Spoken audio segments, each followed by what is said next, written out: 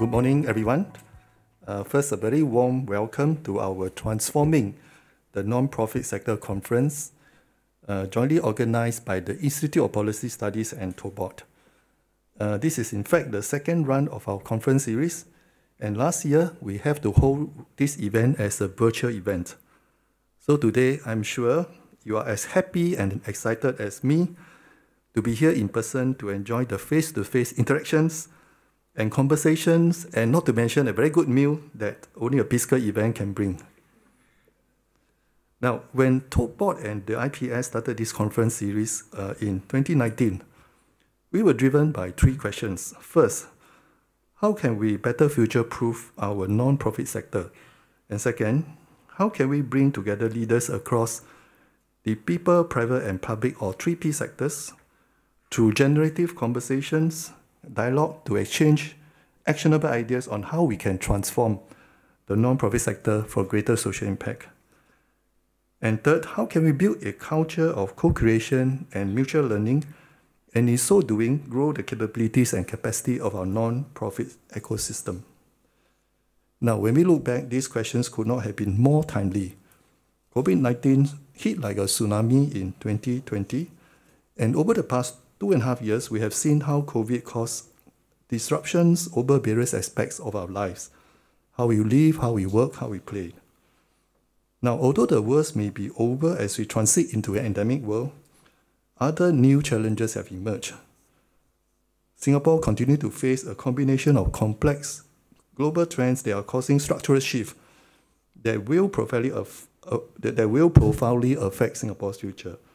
From the ongoing war in Ukraine, the looming climate crisis, the stagflation that we are seeing in major economies, energy and food shortage. These are challenges that may cause even more significant disruptions ahead.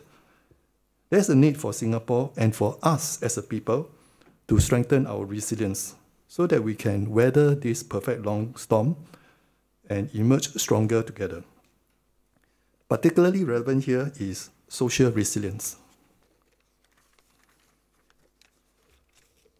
Now, depending on the context, social resilience can be broadly understood as the ability of people, social units, and social systems to counter social, environmental, economic, and political challenges.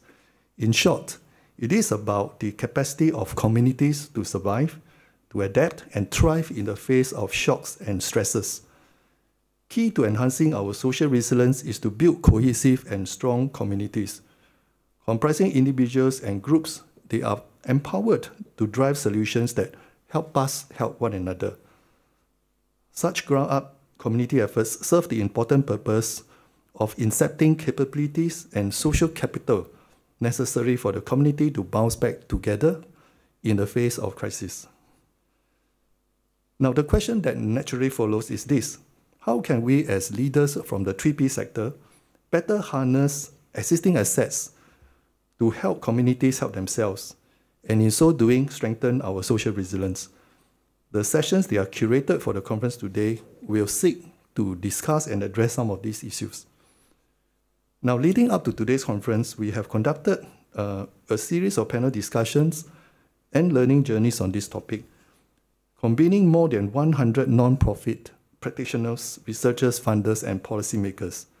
In fact, many of us here today have participated in some of these discussions and learned from the innovative practices across the world. Let me just give a few examples. For example, the community inclusion currencies in Kenya, where the rural communities come together to implement a community-driven credit program to manage and exchange resources, such as peer-to-peer services, agricultural produce, and land space. We have also looked at transition towns movement in Ireland, where communities are mobilized to jointly address the issue of climate change and environmental resilience. Examples include how communities are mobilized to take action in implementing renewable energy solutions in housing estates, and in so doing, they also create jobs and skills training for the local community. The third example are the democratic schools in Netherlands, which adopt a participatory education system where the students are heavily involved in decision-making processes in their schools. This ranges from how they hope the school can be run, how they hope to be taught and educated, and how they hope to learn. And several of us here today also participated in an overseas trip to Baltimore in USA to learn more about the innovative models to achieve social care. You will hear from them later, and they will share on some of the lessons to encourage peer-to-peer learning within our local community. Now, of course, when we look at these examples, context is very important.